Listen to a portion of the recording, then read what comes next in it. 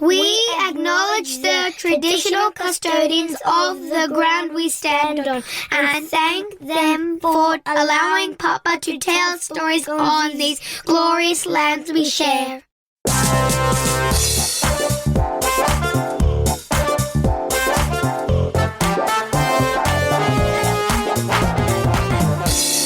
Deborah Frances White is the host of The Guilty Feminist, fated by the many, lauded by the trusted. While her box might read feminist, Deborah's content is for everyone. Her comedic approach to honest discussions on diversity, inclusion, creativity and confidence make her one of the most sought-after speakers in and outside the UK. Deborah first appeared on 3 Food Memories in May 2022, where she gave me invaluable advice that galvanised TFM's foundations to create a community where everybody belongs, period. But the world has changed since we spoke 3 years ago, and her latest tome, 6 Conversations We're Scared to Have, is, as actress Gillian Anderson says, an essential guide for fostering nuanced and intricate conversation in today's polarised society. I welcome DFW back to TFM. I adore her, and I reckon you should too. Deborah, g'day.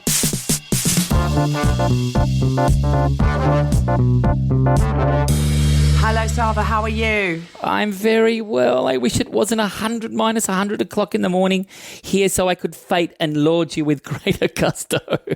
No, I'm so sorry. I'm in the UK, so listeners, you know, this is a big old deal. That the jet lag of international Zooms is real. And you're smack bang in the middle of your book promotion. That's right. My book is called 6 Conversations We're Scared to Have, and it is out on the 3rd of April. Deborah, is it me, or has our willingness to integrate been compromised because we fear that integration will diminish our sense of self? I mean, yes, I think a lot of it is the polarisation now and the fractions, people being fractured on the left, pointing at each other in a circle. You're wrong, you've liked the wrong tweet, you're out. I mean, I do think a lot of that is about community ties. And so I think it's really hard to overestimate how much our community matters to us as human beings. So one thing I talk about in the book is our community is viscerally our survival, because we were all, prehistorically and historically, we've all come from the savannah, where our job every day was to eat and not be eaten. We were running from predators. So the only reason that human beings are the dominant species on Earth is because we learnt to team up. One person cannot beat a lion in the fight, but 6 people collaborating, communicating can outsmart a lion. Look at us. We're soft. We don't have a shell. We don't have talons. We don't have strong teeth. We don't have poison. We are just these soft things that can't actually run very fast, but we're good at collaboration. We're good at teaming up. We're good at creating a society. And that's why we're the dominant species, to the detriment of the planet, let's be fair, but we are. So if you on the savannah got, left out by your tribe, decided they didn't like you and they left you on your own, you might have about 15 minutes to live. And I think that's why it's so painful if you see your friends sitting in a cafe on Instagram and you think, they didn't invite me, do they not like me? It can feel like you're going to die if you're isolated away. You always remember at school being left out of your gang of friends, or they decided they weren't talking to you today. It's very, very, very painful. More than that, it's not just viscerally what we think as humans will keep us alive. It is what makes us human. If you are Tom Hanks stuck on a desert island, you have to make a volleyball head friend to mentally survive. You will lose it if you don't create a game in which you seem to be talking to somebody else. It is so fundamental. So our communities are really, really important to us. And it used to be our community was the person who made our bread, the person who made our clothes. But we don't know the people who make our bread and our clothes very often anymore, or even the people that deliver the groceries to the door. We just say, thanks very much. We don't know anything about them. We're not invited to feel anything for them. So our community ends up being people often that we meet on the internet who like the same band as us, or has the same kink as us, or, all sorts of stuff that we find now. And often the people who share our values, who share our political values, who share our way of looking at the world. And we are seeing the polarization of the right and the left precisely because people, I want to find people who think they want to make the world a fairer place, and the world's not fair for women, or the world's not fair for people of colour, so I'm going to go over here and find those people. And then if I'm in that group, or I'm in this group, which is now the world's not fair for men, or, I feel I'm being pushed out or whatever. Often people think the internet and social media makes us less empathetic, and they say that, like keyboard warriors, trolls. But in fact, what I'm arguing in the book is that in my research, I discovered that's not true. Every day, social media demands that we become more and more empathetic to fewer and fewer people. So do we know who we are in all of this? I mean, I think screens and the pace of life and the way that we see 100 images a day, war crimes sandwiched between two images of kittens, I think it is fucking with us. I think we are finding it harder and harder. And where are we in ourselves? Did you discover in your research writing this book? Have we lost faith in ourselves? I think what the book is asking is there a way that we can, instead of taking each other apart all the time and being fearful to have a vulnerable conversation, like what's under the feeling of being angry? It's usually fear or something like that. Can we come together and talk, even to the people that agree with you about nearly everything, but they don't agree with you about one thing? We're now finding it hard to have that conversation. So let's have that conversation. And so the book is looking at specific ways we can have those conversations again. The book is looking at specific ways that we can go back to critical thinking, invitation to like holding two ideas in your head and going, I'm not sure, could be this, could be this. I don't expect anyone to agree with everything I've written in this book. You're all different people. I assume you will disagree with some of it. That's a good thing. Argue, shout at the book, argue with me in your head. Other things you might go, oh, I've never thought of it that way. That's interesting. Other things you might go, I've always thought that. Yes, absolutely. And that's good. This is some ideas in a book of ideas. This is not the truth. I was, for some years, from my teenage years to my mid-20s, was in a cult. And I know what it is like to be told, this is what you think, you can't argue outside of this. I was acutely aware when I was in a cult what I thought about everything and that I was not meant to doubt anything. And I have been feeling for some years like I am back in that sort of environment where I'm told what to think, and if I don't agree with it, just shut up, push it down, because otherwise someone might come along and tell you off or shame and shun you. I've been in that situation, that direct situation in a cult. It was explicitly laid out. If you did or said the wrong thing, you would be shamed. If you didn't comply, you would be shunned. I've had to shun my friends. And I tell you this, shunning, now mapped into cancel culture, doesn't just dehumanise the one that's shunned, it dehumanises the shunner. We lose some of our empathy. And so this book is a real demand for to re-engage our empathy.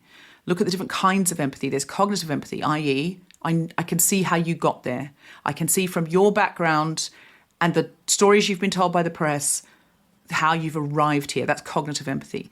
Affective empathy is, I feel what you're feeling. I feel for you. I can cry with you. I feel hurt by the things you're hurt by. And those things are different. But we're being told now, don't even have cognitive empathy for people on the other side. If they voted for Brexit, if they voted for Trump, you can't even go, how might they have arrived there? And so we need to do that. So in writing the book, did you set out to discover ways we could reunite and come back together to community? Come back to the savannah? Yeah, so the final chapter, there's a chapter in the book about why we can't have conversations anymore. There's 6 conversations. So that's conversation 1. Conversation 2 is our relationship with the past, like when we cancel historical figures because they don't share our value set. But what can we learn from them? What did they give us? What did they take away? What are we doing now that we think's right, that future generations will look back on and go, no? The third one is gender nonconformity, which has become the most flammable conversation of our age, probably. I want to understand, why is that so flammable? Well, in the book, what I explore is it's two things. One is Christian nationalists in 2013 got together and said, American Christian nationalists, like really, really far right, very, very angry, fundamentalist Christians, but not really any Christian values, in my opinion. There's nothing that Jesus said. Jesus did not say, take up arms and send away refugees. He did not say that. He said, feed the hungry, suffer the little children to come to me. So, but they identify as Christian, they're far right Tea Party Republicans. And they put down their signs. They were standing at the front of abortion clinics screaming, and they just went, we're losing. And what it was actually, the moment that they said we're losing is in 2013, around that time, both the United Kingdom and France put equal marriage on bills that were clearly going to pass. And they said, look, when it's the mad Scandis, I mean, it doesn't matter what they're wild, they'll do whatever. But when it's the United Kingdom, which has the Queen saying that gay people could get married, when it's France, we are losing. And they put down their signs and they said, we've got to stop screaming. If we go into the UK saying no abortion, no gay rights, they'll laugh us out. They'll think we're crackpots. So we've got to stop asking, what do we want? And we've got to start asking, what can we get? And the question that they put forward was, what do feminists disagree on? And the answer they came up with was trans rights, because feminists had always there'd been a mild disagreement back to the 60s of, well, is that gay rights or is that feminist rights? And, well, so it had always been a bit of a, but not a huge fight, just to I'm not sure about that. So they burrowed into a subculture. They just stirred it up. Now, it didn't help that at that particular moment, the way people acted on social media was to go, if you've got questions about trans women in sport, you're a TERF. You're on their team. Get out. We don't want you. So that behaviour which is, I think, so counterproductive. One thing I will say is that as progressive people, we do need to upskill. Coca-Cola do not advertise by saying, fuck you if you drink Pepsi, right? They don't. It's not persuasive. We should be at least as interested in what will persuade and change minds and hearts as capitalists selling sugar water, at least, for the big ideas we believe the world is thirsty for, surely. Just to sort of finish that just very quickly, is that chapter is about new paradigms for thinking about the inclusion of transgender people, gender non-conforming people in our society that are compassionate and inclusive, and also ways to talk about it, frameworks to talk about it that are not just you, them and us, that are not continuing that division, that don't take pleasure in that division and make it worse. And I really, really hope it sort of calls people in to have that discussion with calmness and compassion. The other ones are freedom of speech in comedy, which I think is interesting, because in comedy you should be able to say anything. Sometimes you're doing satire, you're saying the opposite of what you mean. So I think it's a really interesting area to look at freedom of speech, and then cancel culture, and then what are we going to do about it? How are we going to move forward? When you were last on the show, you spoke of a pizza that tasted like angel tears on your taste buds. What food memory do you have for us today? So about 7.5 years ago, I was doing a podcast season with refugees, and the idea was we interview refugees, or they come on and just do the normal old format, but they don't talk about being refugees. Like, the audience know that they are, but they're not there to tell a sad story and to be defined by being a refugee. They're there to play the game, or they're there to tell their 3 food memories, or they're there to, do whatever it is.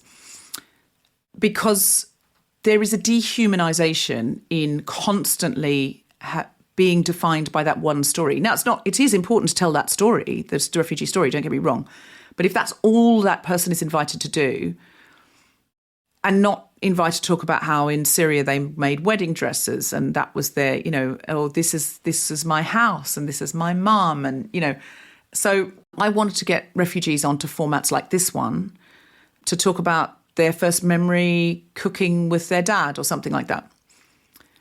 And I had a show that was called Global Pillage, and it was like a panel show, a bit like in Australia? Have you been paying attention? That kind of thing. But more like QI, actually, more like QI. And the idea was it was people from different backgrounds, and it was about idioms in other countries. Like in France, they say, the cow, the cows are in the rain. What does that mean? Or different wedding customs from around the world or whatever. And so it was important we did have people from around the world because also they'd bring their own things. So through this season, we were working with an app called Timepiece that was being developed at the time. And this chap turned up and he said his name was Steve, but that was short for Mustafa, which is a Syrian name, Arabic name. And he was a refugee from Syria, and he'd been 5 years on the road. He'd been 3 weeks, I think, maybe 4 weeks in, maybe a bit longer, in London. And he came on the show, and he'd never done anything like this before. He'd never seen anything like this before. And he was a last-minute stand-in because the other guy didn't turn up. So he was pulled in with no prep, just like, will you do this? And his English was good, and this mutual friend was like, Steve, will you just go up, save the day, do the slot. So up Steve comes, bless him. He's so brave. And he did really well. He was really funny and he was lovely. And afterwards, I just really had a great connection with him. And afterwards I said, do you need somewhere to stay? Because my husband and I are going away and we need someone to mind the cats. And we've just got a flat in London. But at that point, we'd just knocked through upstairs. So we had 2 bedrooms for the first time and 2 bathrooms. So I said, we actually do have a spare room and we need someone to mind our cats. We'll be coming and going in that time, but we had a couple of trips away. And he said, oh, I'd really love that. I miss my cats so much. So he came to stay and we came and went. We got to know him a little bit, and he was great at looking after the cats, looking after the flat, and he was lovely. And we got to know his friends a bit when we came back. And this mutual friend said to me, I'm actually looking for somewhere that Steve can stay for 3 months because he hasn't had a home outside the Calais jungle, which is a refugee camp in northern France, which obviously was a place of great camaraderie and hope, but was also a refugee camp, So she said he hasn't had a home bar the refugee camp for 5 years. He hasn't had a bed or a place to put things down. So I said to my husband, look, that room was meant to be one reason we knocked upstairs was so I would have a study, so I could do my work. But I said, it seems a bit, 78 million people displaced and counting now. Seems a bit like, do I need this separate writing room? Like I'm Virginia Woolf? Probably not. So I just said, it seems a bit much when people don't have one room to have 2 rooms. And there's plenty of space in the flat. And I just said, Steve, would you husband, should we ask him to stay? He said, sure. So I said, would you like to stay for 3 months? And he said, oh, that would be actually really wonderful. And then during that 3 months, he got his papers so he could work. And I didn't really know what human rights meant. I obviously knew what they meant rationally, but I had never really thought about, because I've had human rights all my life. I've had basic and quite probably advanced human rights all my life. I've taken them for granted.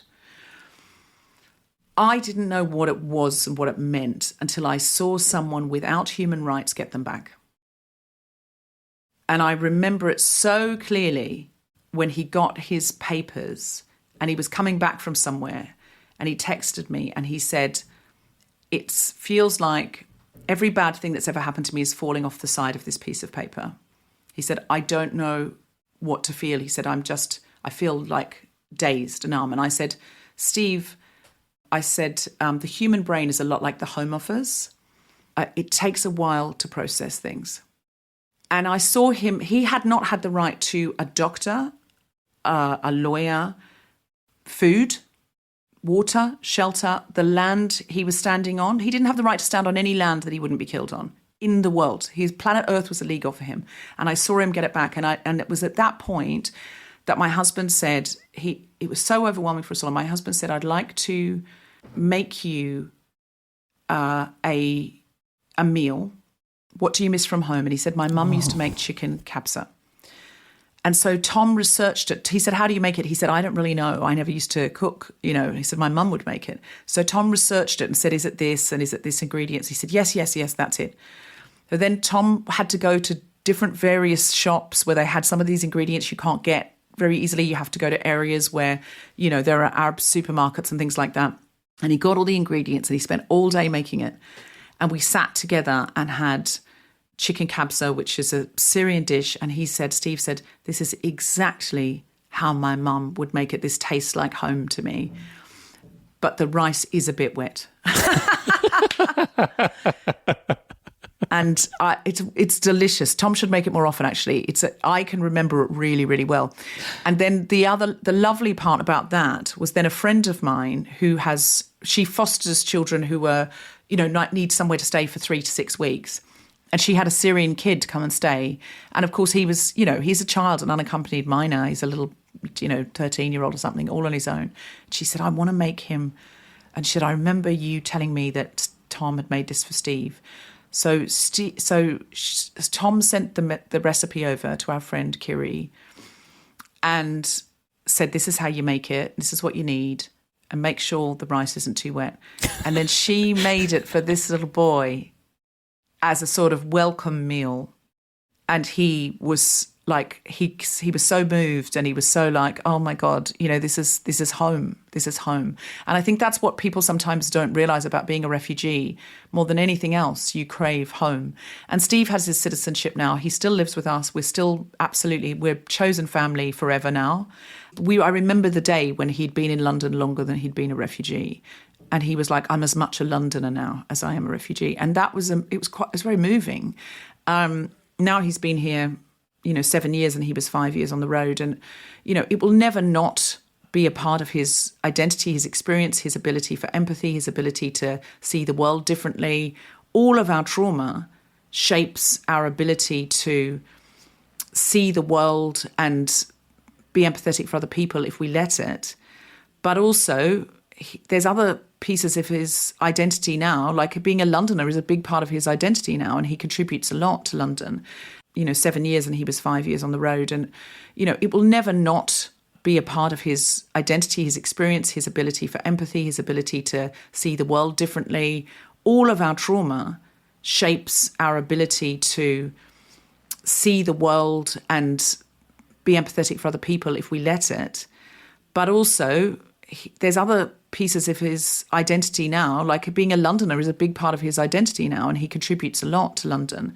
One of the things he said to me once early on was, it's my goal to pay as much tax in this country as possible. And I said, why? And I said, because this country took me in when I needed somewhere to be.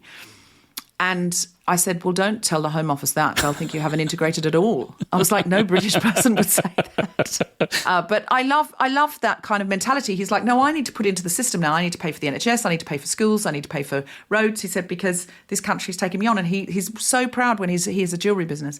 He said, remember the first time he was able to, it was seasonal, it was like Christmas, he was able to hire a couple of British people to help with the Christmas rush. And he said, I'm hiring British staff with my business. And he's sort of buying from local, he always buys his silver from local places and has all this relationship with the jewellery community where he supports, British businesses. And he's like, that's my contribution. And also, he's, active politically and that kind of thing. And I think it is that's what people don't see. They don't see that. In fact, my book is dedicated to Steve, and I'm just going to read the dedication. For Steve, who is made of the same ancient star as me, and with whom I am having the most fervent, fearless, fathomless conversation of my life. And it's also dedicated to our darling Cal, who we tragically and unexpectedly lost while I was writing this book. That's Cal Wilson, a world-class conversationalist and wordsmith, glorious friend and trusted confidant who did everything she could to leave this world better than she found it, with empathy, intention, joy and play. We discussed the ideas in this book while we toured together around Australia and New Zealand, and she constantly encouraged me to write with honesty and courage. I miss her so. So readers of the book who love Cal Wilson and now know the story of Steve, I think will enjoy that dedication. Is there a conversation you're scared to have with yourself? I've been watching Couples Therapy. It's a documentary type show. It's basically fixed rig cameras in a New York analyst's office, and she only sees couples. And what she says is, there'll be a man and a woman, and they'll be coming to for couples therapy, and the woman will say, well, look, I come home from work and the dishes are in the sink. We've got a baby together. You haven't got the washing out of the machine. You haven't done anything. And I'm angry. I'm pissed off. And the analyst will go, what's underneath the feeling? Just like, I'm just angry. She's like, what are you angry about? What's underneath what's underneath it? What are you really angry about? She's like, because I feel like I'm in this alone. And she goes, so is the feeling loneliness? And she's like, yes, I'm lonely. And then she goes, when in your formative years did you feel lonely? And then she'll go, my mum used to have to work long hours and my dad left, and I used to come home from school and I was all alone. And then her husband will go, oh my God, I had no idea not stacking the dishwasher would make you feel lonely. I don't want you to feel lonely. And so it's what's underneath. And I think those are the conversations. I need to be having that with myself when I have my emotions. What's underneath that? What's being triggered from my formative years? And all of us need to be having it, because people on the right, often that anger or that, no, we're doing stuff for ourselves and we don't want any interlopers. What's underneath that? Is it fear?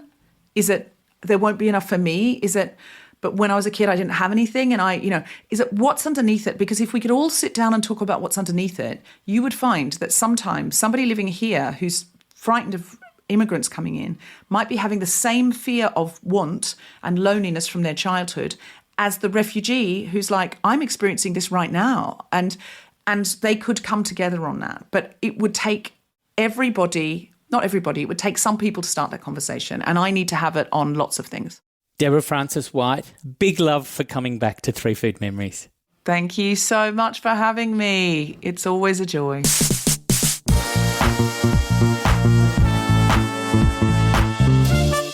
That's it for this episode of 3 Food Memories. Be sure to spread the plated love and check out our 50 plus back episodes. They're still as delicious as they were when they came out of the wok.